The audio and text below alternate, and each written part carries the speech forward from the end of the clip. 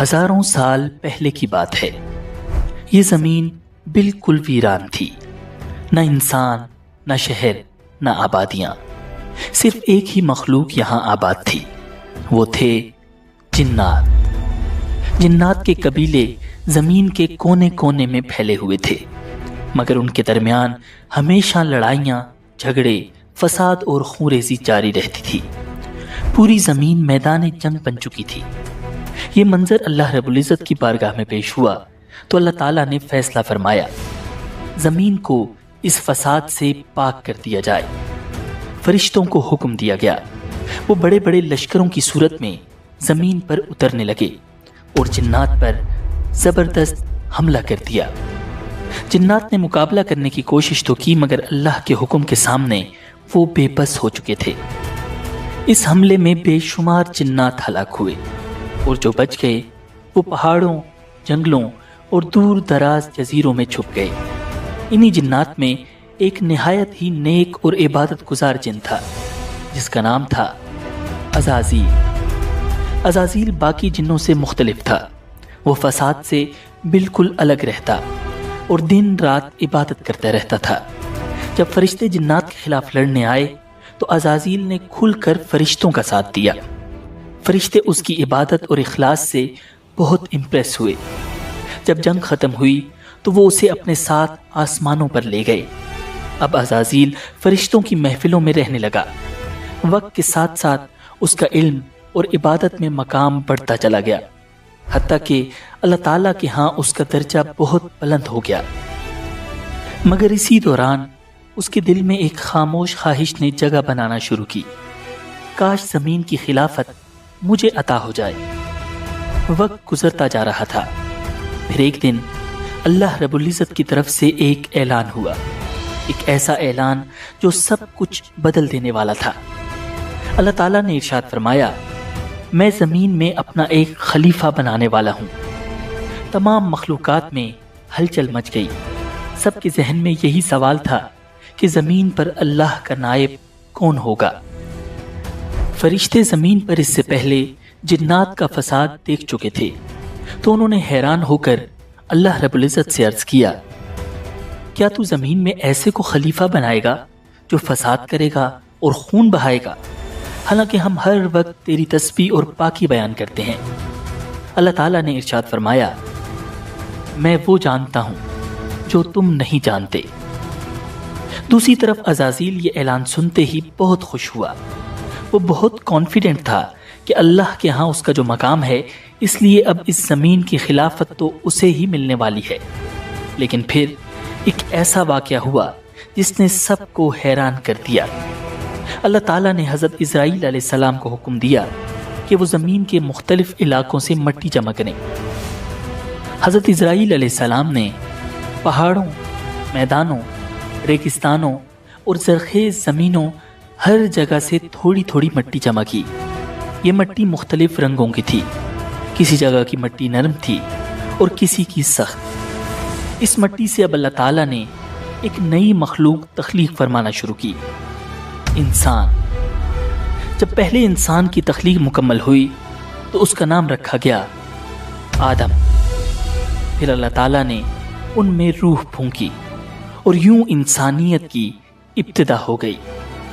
اب تمام مخلوقات کی نظریں حضرت آدم علیہ السلام پر تھی کہ ان میں کیا خاص بات ہے، وہ کیسے سب سے ڈیفرنٹ ہیں۔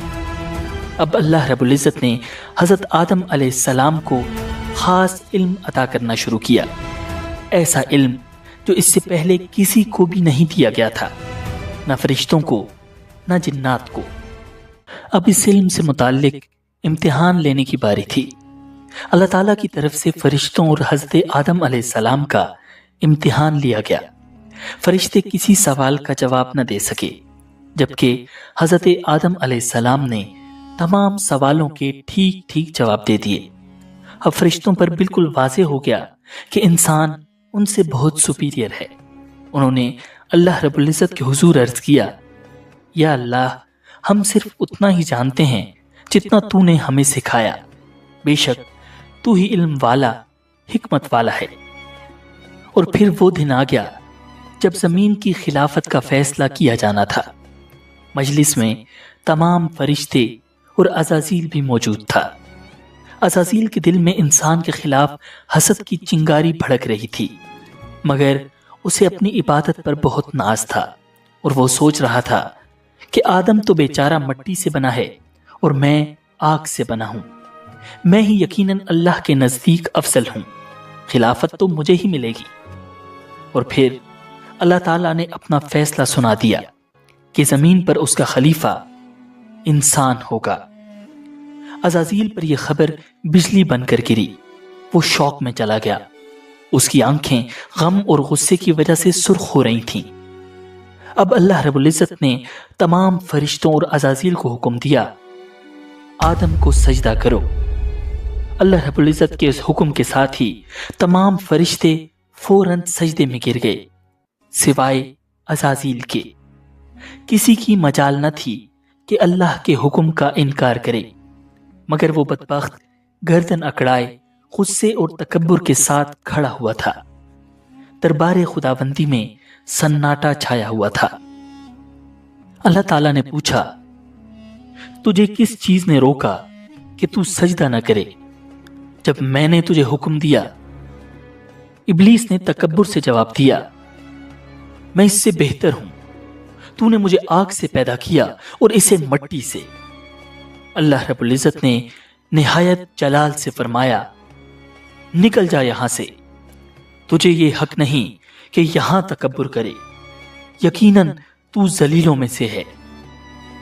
اب وہ عزازیل ابلیس بن چکا تھا، مردود اور شیطان، مگر بجائے شرمندہ ہونے یا توبہ کرنے کے اس نے اللہ تعالیٰ سے ایک حیران کن درخواست کی، مجھے قیامت تک مہلت دے دے، جس دن انسانوں کو قبروں سے اٹھایا جائے گا۔ اللہ رب العزت نے فرمایا، جا، تجھے مہلت دی گئی۔ لیکن ابلیس نے وہیں ایک اور اعلان کیا، جو کہ ایک چیلنج تھا، ایک سازش تھی۔ کہنے لگا، اب چونکہ تو نے مجھے گمراہ کیا ہے، اس لیے میں بھی قسم کھاتا ہوں کہ ان انسانوں کی گھات لگا کر تیرے سیدھے رستے پر بیٹھا رہوں گا، پھر میں ان پر چاروں طرف سے حملے کروں گا، ان کے سامنے سے بھی اور ان کے پیچھے سے بھی اور ان کے دائیں طرف سے بھی اور ان کے بائیں طرف سے بھی، اور تو ان میں سے اکثر لوگوں کو شکر گزار نہیں پائے گا۔ اللہ رب العزت نے نہایت جلال سے فرمایا، نکل جا یہاں سے ذلیل اور مردار ہو کر، ان میں سے جو تیرے پیچھے چلے گا وہ بھی تیرا ساتھی ہوگا، اور میں تم سب سے جہنم کو بھر دوں گا۔ یوں ابلیس انتہائی ذلیل ہو کر بارگاہ خداوندی سے نکل گیا۔ وہ غصے اور انتقام کی آگ میں جل رہا تھا۔ اسے سب سے زیادہ غصہ انسان پر تھا، جس کی وجہ سے وہ اللہ رب العزت کی مجلس سے نکالا جا چکا تھا۔ اب حضرت آدم علیہ السلام کا اصل امتحان شروع ہونے والا تھا۔ انسان اور شیطان کا مقابلہ شروع ہونے والا تھا۔ حضرت آدم علیہ السلام جنت میں رہنے لگے، وہاں ہر طرح کی نعمتیں تھیں، لیکن پھر بھی وہ اکیلا محسوس کرتے تھے، انہیں تنہائی کا احساس ہوتا تھا۔ اللہ رب العزت نے ان کی تنہائی دور کرنے کے لیے ان کی زوجہ حضرت حوا علیہ السلام کو پیدا فرمایا، وہ ان کی ساتھی بنی۔ اب حضرت آدم اور حضرت حوا دونوں خوشی سے جنت میں رہنے لگے۔ اللہ رب العزت نے فرمایا، اے آدم، تم اور تمہاری بیوی جنت میں رہو، جہاں سے چاہو کھاؤ پیو، خوشی سے رہو، مگر ایک درخت کے قریب مت جانا، ورنہ تم ظالموں میں سے ہو جاؤ گے۔ جنت میں ہر طرف نعمتیں تھیں، آرام تھا، سکون تھا۔ صرف ایک درخت تھا جس کے قریب جانے سے اللہ رب العزت نے منع فرمایا تھا، مگر شیطان جو پہلے ہی جنت سے نکالا جا چکا تھا، حضرت آدم علیہ السلام سے حسد اور بغض میں جل رہا تھا۔ وہ چاہتا تھا کہ آدم اور حوا بھی اللہ تعالیٰ کی نافرمانی کریں تاکہ وہ بھی اس کی طرح جنت سے نکالے جائیں۔ اسی لیے وہ چپ کے آیا اور حضرت آدم اور حوا کے دلوں میں وسوسے ڈالنے شروع کر دیے۔ وہ ان سے کہنے لگا، تمہیں جنت کے ہر درخت سے کھانے کی اجازت ہے، لیکن کیا تم نے کبھی سوچا ہے کہ اس ایک درخت سے کیوں روکا گیا؟ آخر کیا وجہ ہے؟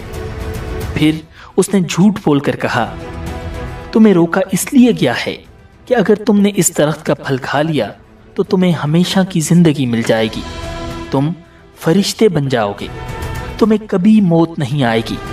یہ درخت تو شجر خلد ہے، یعنی ہمیشہ کی زندگی دینے والا درخت۔ ابلیس نے بڑی نرمی، چالاکی اور جھوٹی قسموں کے ساتھ یہ ظاہر کیا کہ وہ ان کا خیر خواہ ہے۔ وہ بار بار کہتا رہا، میں تم دونوں کا بھلا چاہتا ہوں، میری بات مانو، اس درخت کا پھل کھا لو، دیکھنا تمہیں کیا مقام حاصل ہوتا ہے۔ حضرت آدم اور حوا نے کبھی جھوٹ سنا ہی نہیں تھا اور نہ کبھی کسی کو اللہ کی جھوٹی قسم کھاتے دیکھا تھا، تو بالآخر وہ دھوکہ کھا گئے اور اس درخت کا پھل کھا لیا۔ بس یہی وہ لمحہ تھا جس نے سب کچھ بدل دیا۔ اللہ تعالیٰ کا حکم ٹوٹ چکا تھا۔ جیسے ہی انہوں نے پھل کھایا، فوراً جنت کا نورانی لباس ان کے جسموں پر سے غائب ہو گیا اور وہ گھبرا کر جنت کے پتوں سے خود کو چھپانے لگے۔ ان پر ایک دم شرمندگی چھا گئی۔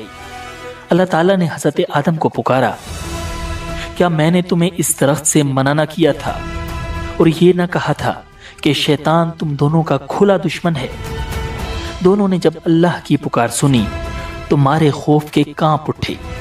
حضرت آدم اور حضرت حوا علیہ السلام بہت غمگین تھے کہ ان سے کیا گناہ ہو گیا، کیسے وہ شیطان کے دھوکے میں آ گئے۔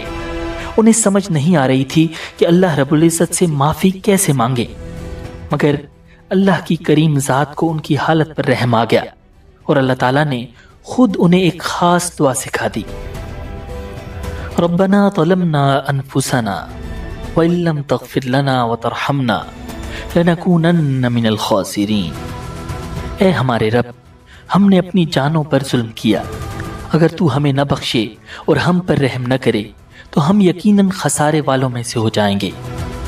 حضرت آدم اور اماں حوا نے یہ دعا مانگنا شروع کی تو اللہ تعالیٰ نے ان کی توبہ قبول کر لی اور یوں توبہ کا دروازہ ہمیشہ کے لیے کھل گیا۔ پھر اللہ تعالیٰ نے فرمایا، اب تم سب انسان اور شیطان زمین پر اتر جاؤ، تم ایک دوسرے کے دشمن ہوگے، وہاں تمہیں ایک وقت مقرر تک ٹھہرنا ہے اور وہاں زندگی گزارنی ہے۔ حضرت آدم اور حضرت حوا کو جنت سے اتار کر اس زمین پر بھیج دیا گیا۔ یہی وہ جگہ تھی جہاں ان کا اور ان کی آنے والی نسلوں کا امتحان لیا جانا تھا، جہاں انسان اور شیطان کی ایک مسلسل جنگ رہنی تھی۔ اس زمین پر تو سب مختلف تھا۔ ادھر آ کر انہیں پہلی بار بھوک کا احساس ہوا، پہلی بار کھیتی باڑی کی، روٹی پکائی اور تب جا کر پیٹ بھرا۔ حضرت ابن عباس رضی اللہ تعالیٰ عنہ فرماتے ہیں کہ زمین پر اترنے کے بعد حضرت جبرائیل علیہ السلام حضرت آدم علیہ السلام کے پاس آئے۔ ان کے ساتھ گندم کے 7 دانے بھی تھے۔ حضرت آدم نے پوچھا، اے جبرائیل، یہ کیا چیز ہے؟ حضرت جبرائیل علیہ السلام نے جواب دیا، یہ اسی درخت کا پھل ہے جس کے بارے میں آپ کو منع کیا گیا تھا، لیکن آپ نے وہ کھا لیا تھا۔ حضرت آدم نے فرمایا، اب میں ان دانوں کا کیا کروں؟ حضرت جبرائیل نے کہا، انہیں زمین میں بو دیجئے۔ حضرت آدم نے ان دانوں کو زمین میں بو دیا۔ یہ دانے بہت وزنی اور بڑے تھے، دنیا کے عام دانوں سے کہیں زیادہ۔ کچھ عرصے بعد وہ دانے اگائے۔ حضرت آدم نے فصل کاٹی، دانے صاف کیے، پھر انہیں پیسا، آٹا گوندا اور روٹی بنائی۔ یوں حضرت آدم علیہ السلام نے زمین پر محنت کر کے کھانا کھانے کا طریقہ سیکھا۔ اسی طرح حضرت آدم علیہ السلام کا پہلا لباس بھی حضرت جبرائیل علیہ السلام کی مدد سے تیار ہوا۔ وہ بھیڑ کی اون سے بنا تھا۔ پہلے انہوں نے اون کاٹی، پھر چرخے پر دھاگا بنایا، پھر حضرت آدم علیہ السلام نے اپنے لیے ایک جبہ اور حضرت حوا کے لیے قمیض اور اوڑھنی تیار کی، اور یوں اس زمین پر انسانیت کا آغاز ہوا۔ انسان اور شیطان کی کہانی شروع ہوئی، ایک ایسی جنگ جو آج تک جاری ہے، جہاں شیطان انسان کو دھوکہ دیتا ہے، اسے بہکاتا ہے اور اللہ کے حکم سے روکتا ہے، اور انسان اکثر اس کے دھوکے میں آ بھی جاتا ہے۔